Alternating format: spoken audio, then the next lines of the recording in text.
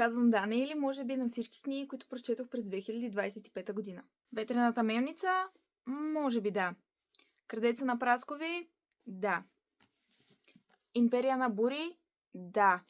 Кулата на зората? Може би. Кралство на пепелта? Да. 100 пъти да.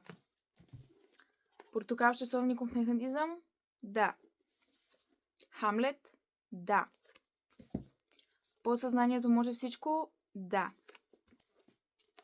Смелостта да не те харесват? Да, препоръчвам. Проектът Аве Мария? Да. 1984? Да. Абсолютно да. Майстора и Маргарита? Да. Балада за Георг Хених? Да. Тайната история на Донатарт? Да. Чумата на Албер Камю? Може би да. Пациентът на Фицек? Да. Пакетът? Да. Терапията? Да. Фирмата на Джон Гришам? Да. Никога не ме остави на Казуо Ишигуро?